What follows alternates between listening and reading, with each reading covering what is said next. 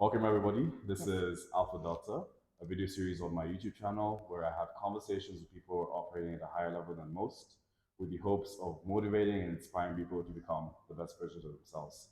So today I'm joined by Mueni Ithau. Mueni is a childhood friend, I would say, and she's done some really impressive things over the years, which I'm hoping she'll share on this specific episode. So Mueni, for those who don't know you, can you just introduce yourself, Yep. who you are, where you're from, what do you do, and where do you go to school? Okay, great. Hi, everyone. My name is Mueni Ithau. I'm from Nairobi, Kenya, born and raised. And I'm a management consultant at BCG here in Nairobi. And what's the last question again? Just to Where do you get go to it. school? Oh, where did I go to school? Yeah. So for university, I went to Stanford. Yes, Nice. to my undergrad degree. Yeah, Yes. awesome, very cool. Yeah. So the first question I have for you is, what are you passionate about and why? Yeah. So I think I've always really been driven by wanting to drive impact in whatever I do. I think I wasn't necessarily always clear about what that looked like. So I've tried to seek it out in different opportunities and ways across the spectrum because, when it comes to driving impact, there's work that you can do very directly, Right. whether it's like, going to dig boreholes or like delivering or like giving people food or like supplies versus like more removed, finding ways to Yeah. finance those same Right, opportunities. So right. that's what I've been passionate about and like trying to figure out ways that I can continue to like contribute to my community and home. And that's what I'm So doing yeah, right no, now. that's really Yeah. cool. Definitely. Yeah. I mean, like impact is a really important thing. Yeah. Like you said, giving back, trying to make a difference. Yeah. That sort of stuff. Right? Yeah. Cool. All right. So taking a step back, I want you to just like think about your childhood. Yeah. Can you tell us a bit about what was that like? What was it like growing up for you? What do you spend your time doing? Just like give us an idea about what when you was like when you was little. Yes. Well, young me was pretty much like me right now. Okay. So I think I've always been quite driven, and I grew up in a household that was very enabling. So I come from a family with like very strong and driven women, particularly with my mom. Right. So having that role model and having like a North Star to kind of work towards has always been really key. So, growing up, I think I had a relatively normal childhood, went to school, did what I could. But I think I always had goals that I was working towards and I sought out opportunities to reach that. So, whether it's like finding extracurriculars that can further yourself to like strengthen your application. I won't even lie. Like I was probably like 7, like, I know I want to go to a top tier university. How could I do, like, how do I set myself up for this? So I think I always performed well in school, grades wise. So it was trying to build that all-rounded character that I knew was also helpful for me and useful, but also that I knew that would set me up for future opportunities, whether that's sports, so playing on different teams, music, as I said. So I played piano. I did voice as well. Don't ask me to sing though. Maybe offline. Voice, piano, guitar, flute. Like, so just like doing a range of different activities as well that helped me grow outside of like an academic setting. Right. And then having like the support system there. So my parents always like, do this, making sure that they're creating the space for it or like, setting aside the funding as well, because sometimes none of these are like it's not cheap all the time. To send people to do XYZ. There are opportunities in school. It's like you could do this swimming trip in the US. Like it's go train with people who want to be in the Olympics. I don't even want to be a swimmer, but I was like, you know what? I mean, why not? If I can, it seems like a great opportunity. I don't know if I'll get it again. Let me do it. If it's like World Scholars Program, which is like an academic competition, and do it in Nairobi, perform really well, and they're like, okay, we have this opportunity in Singapore. And I was like, yes, go for that as well. Represent yourself. So that's awesome. So I mean, what I'm getting from you is like your parents are very enabling. Yeah. You had access to a lot of opportunities. Yep. That really opened your horizon as to like what's possible and like things you could go for. And I think that's really cool. Yeah. For sure. So the next question I have for you is, walk us through how you got to where you are today. Just tell us a bit about your career path. What are some of the things you've done, etc. Yeah. So I think to get where I am today, I'll probably have to take a real big step back. So starting from like high school as well. As I said, I had always had this vision or an idea of where I wanted to go. I knew I wanted to go to a top tier university just for the breadth of opportunities that it would give me, for the rest of my life. So starting from then, it was like, as I said, not just the extracurriculars, but also seeking out internships as I was in high school. So doing a lot of work there. I worked once with like a private equity firm, and I was doing like a CSR program. So like setting myself up in that from a very young age to like be in these spaces and understand what makes sense for me, right? And then I got into Stanford, which also took a lot of work, which I think at face value people are like, yeah, you're smart, but it's not just about being smart. It's seizing all these different things that help you get to that next stage, right? When you can. So I was very unfamiliar with the US application process. My high school set me up to go to the UK. So it's like seeking out like, okay, I went to a program actually in Tanzania that helped me with my application process. So this is the stuff in the background that people are not seeing. There's like, you got in, I'm like, listen, I was there, I was there for weeks writing my essays and rewriting them, prepping for like, prepping for like SATs to make sure you get the right score and everything, making sure that yes. There was a really good program that we had heard of like through a family friend that got there. So went to Dar, like spent some time there. So it helped me with that understanding and demystifying the process, because half the time it's not so much that people aren't capable, you just don't know what you need to do to get there. So that helped me obviously get in. I had the basis, but then it was helping package it in a way that that they can understand, and that got me in. So at Stanford, I think I explored a lot of like ranges of opportunities there. As I said, I've always been like impact focused and driven, but didn't know what that looked like. Particularly like social impact. So to explain my career trajectory, now to get more into that one, I studied public policy and econ with a focus in development and growth policies. So I always like had this international development, growth, like emerging markets kind of focus. And I started off, I was really interested in social entrepreneurship. So I had applied for a fellowship and I got in. And what that did is you did a course that helped you understand the nature of social entrepreneurship. And then you got paired with one of the founders who was also like a fellow at the university who had a company. So that, so my sophomore year summer, I worked with that company in SF, which was like a startup that was looking at the unintended consequences of technology and trying to like frame that. So that was like the starting point. So understanding how to drive impact through entrepreneurship. But I think through that experience as well, and the course, learning that there's still these systemic kind of imbalances. So like as much as like you have these social enterprises where the value proposition is like the social return on investment, like you're still gonna have, there are all these like they're all working individually to kind of drive something, but then you still have these big firms that are still leading to these market failures and all these issues. So I was like, okay, so my next stage from that is like, I want to understand how you can drive impact at scale. So then I worked. So then my next summer, I took an internship with Coca-Cola in Atlanta, but working for their policy, sustainability, and social impact kind of division at a corporate scale. So I was looking at it globally and looking at their different, how they're not only trying to like derive impact, so like their CSR kind of activities. So they had like a program, different programs that are trying to help almost like counter some of the things that are happening just from like day-to-day business, but also trying to like merge that into day-to-day. So it's just like, it's not just we're funding an additional program, but continuing to like work in X way. Like how can we reduce like our like, how can we reduce our like global footprint or like CO2 emissions or like plastics? Like how do we pivot away from like single-use plastics, etc. So I think that was like really helpful and great. It was a great experience, but obviously when working in like a setting like that, they say like you want to drive it, but you're a small cog in a larger business that's really like still driven by like top and bottom lines, right?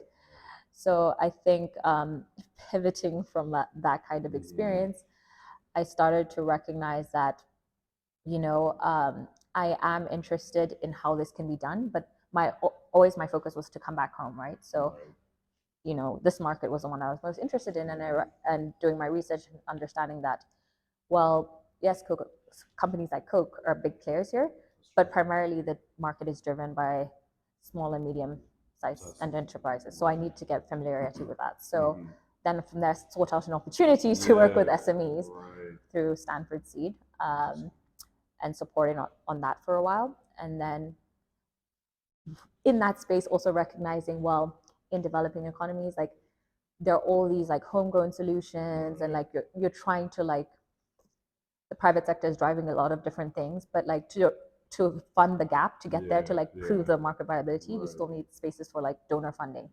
So my next step from that was to understand donors.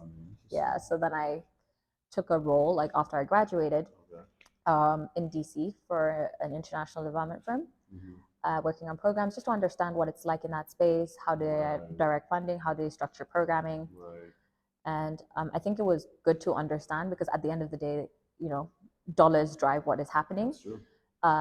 But trying to work within that system to understand, like as it stands right now, a lot of the money sits closer to the donors and the beneficiaries, right? So like, how can you drive that shift so like it's actually going towards meant to, you know? So so I did that for a while, and it was great. But I think the approach and how they structure things always doesn't make sense. And once again, like private sector is still a driving force, even in international development. They're looking at like journey to self-reliance is really driven by private sector. So that's why now pivoting to moving back home, I'm working in a management consulting firm. Gives me that range of experiences across industries here, also to get more familiar with the market, because I am still very young. And I think it's a great opportunity not only to like build my personal skills, build my networks, but also to just understand the Kenyan context by working with different companies. But then we also have a good range, so we're still working with like in the development and NGO space as well. So I'm still getting that breadth of like experience and understanding, just in an environment with like really intelligent, driven, structured people who like are trying to tackle, who are really like concerned about these challenges and want to really address them in a way that makes sense. Yeah. Oh, that's really interesting, and that's a great overview of your whole entire like career experience, for sure. I love that. Yeah. So the next question I have for you is, what has been one pivotal moment in your life that really shaped your career? And the follow-up question is, what has been your greatest achievement so far? I guess a pivotal moment that has shaped my career, I would say, is with my role in DC. So when I was working with that international development firm, I think it really helped me understand a bit more closely where I wanted to be and how things make sense, right? So I think it helped me also understand like my values. I think sometimes we're chasing good roles, we're chasing money, we're chasing like recognition, or you know, all these different things, title, all these things to like appear quote unquote successful. But I think working in that space helped me understand, okay, like I have XYZ like things that I want to check off, like just from a technical perspective, but like what do things mean for me from a value perspective? Because I felt like working there and seeing how things were done, not all the time did like things sit right with me, with how things were approached, with the conversations that were being had. And from that, I started to see like trying to shape how I want to work and the people I'm working with, and like, what does that mean? You know, which I think a lot of people don't always like take into consideration. It's like, okay, I'm going to work for this firm. Gosh, they're doing all these other things, but like, it's fine. Because at the end of the day, like, my small piece is like, you know. So I think it's like being really intentional. Like, does this not only align with like my professional goals, but does it also align with like my values? So that was a pivotal moment, I think. And I guess my greatest achievement to date, I don't think like I have a major achievement. I think because I don't mark it by like one instance or like one thing I've done.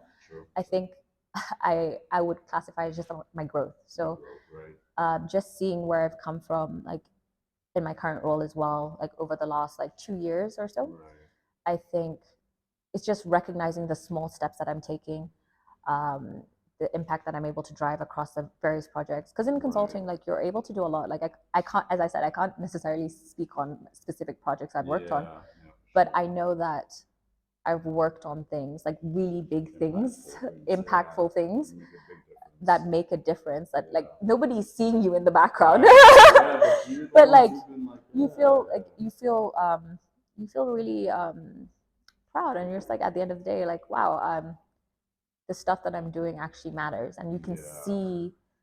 Maybe not like on the day when you're deep in an Excel, but like, but like a few months down the line, you'll see a news article and you're like, I was driving, just maybe my slide, maybe that one slide I created was shared in a meeting that helped lead to this decision. So I think it's just like seeing my growth, and like that's what I'm most proud of. It's just like knowing that I'm able to do more. Recognizing like even just as a person, like I'm able to carry myself, articulate the story that I gave you now in terms of like where I'm going and where I've come from. I think that's an achievement in and of itself. Yeah, I agree. It's important. That's a beautiful thing for sure. Yeah. So the next question I have for you is, what is the biggest challenge you ever faced in your life, and how did you overcome it? Yeah. So I guess I've had like two different ones that I can speak of. I can talk of one from a personal lens, and I'll talk about one from a professional lens. So I will start on the professional lens, since we're still on that one. Where earlier this year I got really burnt out, right? And I feel like people discuss burnout, but you don't actually. It's not talked about in detail. It's almost like it's a shame thing. It's like we recognize it, but like when the time actually comes where you're in a space where you're exhausted, right? You know you're capable of doing things, but like your body physically just cannot, right? So luckily I work in a firm that's quite flexible and understanding, and I was able to take a leave of absence. So it's just like you take an extended leave for a bit of time. But I think it was very challenging for somebody who's like a high achiever, who's always doing things, who's always able to deliver, who's always, dependable, reliable, results oriented, everything, to be in a professional space where I'm just like, I genuinely cannot, right? It's not that, and not because I don't think I'm capable of it. It's just like I cannot right now, like physically, mentally, emotionally, my body just gave up, because I just been on a slew of like really demanding projects, and I hadn't necessarily been taking care of myself in my free time as best as I could, doing the things to reset. So that was very challenging for me, and it was very hard. I felt like, quote unquote, I was failing by having to take that time off, But I think coming out of that, I recognize how important it is to just like listen to yourself and to do what you need to succeed, right? Because if you don't take care of yourself, then there's no value. You won't be able to deliver. That's what happened. I wasn't doing it. I was not able to do what I was doing, and it was not an accurate like representation of myself. So, and like after that break, I've come back and I've been performing a lot better than I was. And I actually look back and I was like, I should have just taken a break sooner, because I'm just like, there were some things where I was probably not contributing the best that I could because of like the space I was at. And like also having a lot of conversations with a lot of different people, I also started to realize like, yeah, a lot of people do this. Like a lot of people need to take the time, and it's fine and it's okay. Like I think it's very hard. We live in like a capitalist world. It's like do XYZ, but like somehow the human gets lost in that, like the person. So I think doing that, taking that step, and knowing that it has only helped me get better in like everything that I'm trying to achieve as well, was like a challenge, but also like a great learning. And then from a personal lens, the challenge on a personal lens, similar kind of like takeaway. Is like I had a situation in university where a friend of mine passed away. It was very difficult. And I was the one who found her when she had passed away, and it was like a very tough time for me. And just seeing, we all say life is short, but to see that, like somebody like my age at face value, somebody who was so much potential, just having that end, it really made me take a step back and take stock of like my life and what that means. Because if you're always like chasing this high level, as I said, like if you're chasing the title, if you're chasing XYZ, you can have that, but if you've not taken care of you, then it's all for naught. So I think from both lenses, the takeaway is just like, just take care of Take care yourself. yeah. Take care of No, yourself. it's important, like 100%, especially Yeah. the mental health aspect. It's so crucial. Yeah. Because if you're not right here, then like how can you perform? How can you give the best version of yourself always, right? Yeah. It's very, very difficult. Yeah. Definitely. And, like, you know, like so people burn out. Like, you burn out, have mental breakdowns, like it happens. It happens, and I think it should be kind of talked about more. It should not be so stigmatized, because I feel like, as I said, it's not it's not who you are. It's not a representation. Like, because you burnt out, it's not like now all of a sudden that is your label. That is what it is. It's just like it's just a moment in time where you need something. The best thing you can do for yourself is like take the time, or you seek the help that you need to succeed. Because if you're not right mentally, it's the same as physical. Like, how are you going to run a marathon with a broken leg? Same thing. Like, how are you going to do well at work? How are you going to do well at home? How are you going to contribute to your society in whatever way if you're not okay internally? Like, you need to fix that first, prioritize that, and that will help you do all the other things externally. I agree. 100%. I agree. Sure. So the next question I have for you is, what advice would you give someone who's trying to achieve the same things as you? Yeah. I think my advice is really just to not only seize all opportunities, but leverage all the resources around you, right? So I think a contributor to like my earlier burnout is I was still trying to do this thing of like, I need to do it. I have to hold on to all these things. Like, I need to do all these deliverables, Like, if I didn't do it myself, if I ask for help, then it's showing my inability in one way or another. So I always tell people, like, honestly, ask for help. Like, leverage the people around you. Like, it doesn't make you lesser than. It doesn't mean that you feel if you don't understand what's happening. In fact, you're better off for it. So leverage every single resource. As I said, people, even with like my trajectory, like getting to Stanford, people are sitting here like, you were smart, so therefore it was just like that. No, like a lot of work, a lot of work got into like my acceptance, right? So even with my job now, like, it's not just like you apply. How many people want to be in management consulting, right? Prepped. Did so many like case studies with friends, with people, practicing.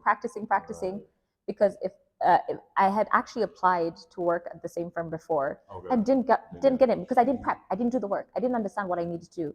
I didn't understand you need to be internally referred. I didn't understand, like, this is the things that they're looking for. Like, in the interview, this is how you go about it, like asking those questions, and then from there actually practicing the case interviews several times, So I'm just like, leverage all your resources, prep, practice, do the work, because it's nothing is ever a given, right? Just because you have XYZ doesn't mean that you'll get a set outcome. So leverage it, because also also outsource and delegate. I guess that's the other one too. Like, nobody will fault you. I don't think anybody gets to where they are because of their efforts solely. So I think it's a very important learning. Like, you need to understand like what you're capable of doing.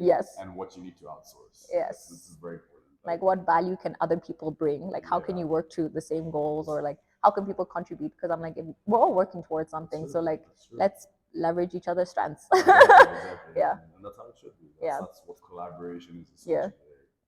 For sure. Awesome. So the next question I have for you is, where are you heading to? What are some things you're hoping to achieve in the next couple of years? I always find this quite a hard question. Because even like the story I've given, like my pathway, it's not always been as clear. I mean, now in retrospect, everything makes sense. It all flows, but like there were a lot of times where I was just winging it, and like it happened to help me get to where I am. But I think going forward, I'm still trying to be very intentional about my next steps in terms of like values, where I want to be and how I want to work. I think I'm starting to hone in my focus in terms of like social impact and development. Really trying to understand like the nexus of like climate sustainability and business. Interesting. Because it's very critical and key going forward. So like, how can we help, like, especially on the continent in Africa, we're probably going to be the most impacted by climate change, even though we contributed very little towards it. Like 3% of emissions came from Africa, like less than 3%, to be honest. So it's like trying to understand how we can adapt, how we can push forward. There's also a lot of money in climate finance right now that's earmarked towards helping adapt and mitigate the impacts. but I don't think regionally we're set up to understand like how to access that, right? So it's like figuring out how I can play a role in that space, because I think it's going to be very crucial going forward. At least in the very near term, I'm also thinking about going back and getting a master's degree. I think my background in management. Cool. So, Mueni, you're just telling us about where you're heading to, what some of your plans are. My next question for you is, do you practice self-improvement? If you do, what do you do? Yeah, I do. And I think I can answer this in like 3 different streams. So the first one is just like mental, emotional well-being. I think that's an important one that's often overlooked across people, and is also not widely talked about. So I try very hard in that regard to, set space and boundaries. Seeing a therapist. That's good. I'm a staunch advocate for like therapy. I'm just like, you don't need to be there when there are issues. Exactly. It just helps you think through your life and give you perspective. So that's like the first one. The second piece is just like physical well-being. It's also tied to the mental as well. So I try to work out when I can. Nice. I wouldn't say like I'm the most avid workout person, as some people are. I've seen. But I do try to prioritize it when I can, just to like keep it moving. And I think the last one is just like general skills based. I think it's also very important in the line of work that I do. There's always things that you can learn, and we have so many internal resources. So I'm like, while I'm there, I try to set up some time, like see what's available, sign up for different master classes. So, or it's like technical skills where like, oh, let's figure out how to do financial modeling, like more advanced financial modeling. As I've said, I'm trying to get into like the climate and sustainability piece. So I've signed up for like regular master classes through our internal system to just find out what's happening. But yeah, so. Okay, awesome. Cool. So it's definitely, you said it's upskilling. There's like the mental health part. There's the physical health part, and then there's the upskilling, right? That's career-wise. That's really cool. So my next question is, what is one area of your life you could improve on? Yeah, I think in terms of my life, I think that I could improve on would be, I guess, boundary setting. That's important. That's like, it's quite important in all aspects, personal, professional, with other kind of relationships. I think I'm getting better at it, but I still think I have quite some way to go, just for like longer term sustainability. Right. Yeah. Interesting. So with that, like, how do you approach the way you set boundaries? Yeah. My approach is I try to front load things. So instead of, and be very clear about expectations and things before you get to a space where things are going to be difficult and a lot harder to advocate for yourself and your needs. So if it's with work and stuff, letting people know well in advance, I have XYZ priorities that need to happen. I don't like XYZ things happening. I'm trying to avoid weekend work. So things like that, so that at least I've expressed that, and I try to also match things with like calendar blocks and all this kind of thing, just in case my words didn't have enough power. Or like personally as well. My therapist actually had this great thing, which we're trying to work on. It's like, it's easier to turn a no into a yes than a yes into a no. So instead of like overcommitting myself, it's just like, if somebody invites you to something, be like, I'm not too sure, I don't think so. And then on the day, like, if now all of a sudden you see that you're in the space to do so, then you're like, okay, what is that thing you're going for again? Sign me up. That's cool. Yeah. That's very interesting. I like that. I really like that. So my next question is, what does being a woman mean to you? I think this is like a challenging question. It's a bit weird. Just because I fundamentally believe that women and men are the same. It's just the ecosystem that we're in and societal expectations that cause us to manifest and act in different ways. But if we're talking about basic skills, drive, and all these different things, it's essentially the same. That being said, I do recognize that the way I move through the world, it may be perceived differently. So I do try, rather than using that as something to like hold me back, I try to use that to push myself forward and to gain an edge. Just recognizing that, anything that I do is going to be scrutinized a bit more than like my male counterparts. So Right. you know that when you approach anything, when you're suggesting things, it has to be well thought out. So that's like one of the key aspects. The second one is that recognizing that you might unintentionally be excluded from opportunities. It forces you to seek out proactively different Right. resources that can help push you forward in one way or another. Right. Just from the basic sense that like me showing up to this thing won't guarantee my space in it. That's So true. I think it's been really important, you know, even at work, seeking out like different relationships proactively, because you probably are not going to be invited to golf with the boys. Right. So Friday like, night beers or something. yeah, so it's just like, how can you find different ways to still get that edge through what's Right. available to you, because it might not be available or like advertised to you initially as a woman. Yeah. So I think that's No, that's really interesting. I mean, you sort of did touch upon it on the next question I'm about to ask you, but I'll just ask just so you can expand a bit about it. So the question is, you know, that being said, how do you navigate life as this said woman?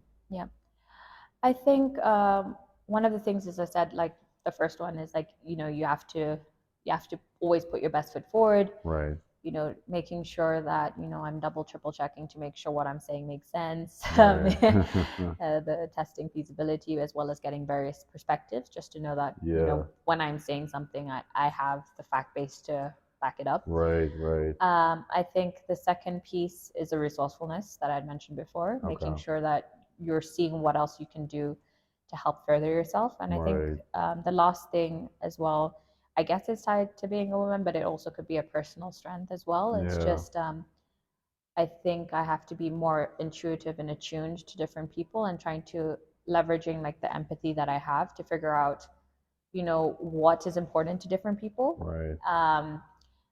And like what is their perspective, and then using that to help forward any sort of like discussion or goal. Because I think a lot of the time people struggle to understand different perspectives, and I think I haven't always had the luxury of like my way being the prevailing for sure. the prevailing like viewpoint or thought or perspective. So I think coming from a space where you're always having to also listen and take in other people's perspectives, I think sometimes it can be beneficial, because a lot of the challenges now in the world is like everybody has these very I guess I was gonna say bipolar, but I know it's not the word. I know it's not the word. Probably not. It's just like people are very like one under the other. It's like True. so I think being able to understand the two and then working from there is very helpful, because otherwise you're just in a shouting match and nobody's moving forward. That's true. That makes a lot of sense. I mean, just like having that empathy to be able to understand the other person's point of view. You might not agree, but at least you understand. And once you do that, I think it's a lot easier to like present the points to get you to like a better consensus. Yeah, absolutely. Cool. Well, we're pretty much coming towards the end of the interview. Thank you so much for, you know, just making the time. Do you have any questions for me? So I think this is a really cool endeavor. So I really, and I know we've talked about this a bit offline, but I just wanted to understand like, what is your goal of having this podcast, and how do you see it not only furthering, you know, the main topic that you have here, having showcasing different people at a high level, but for you as well, like how do you think this is helping you? How is helping? No, that's a really good question. I think first and foremost, it's like obviously the mission, the goal, the vision is that, you know, this podcast, this series, it inspires a lot of people and motivates people to become the best version of themselves. My hope is that it also creates community. So I envision like this global community of people just, you know, very motivated, trying to achieve whatever their goals are, and inspired to do that based on the content that they're consuming through this channel, right? I have played around with the idea, and I told you this earlier, right? Like I played around with the idea of like, it'd be awesome if like this becomes a Netflix special or something. And then at that point, like the guests are even higher and more like at a different level and stuff. So that'd be really cool.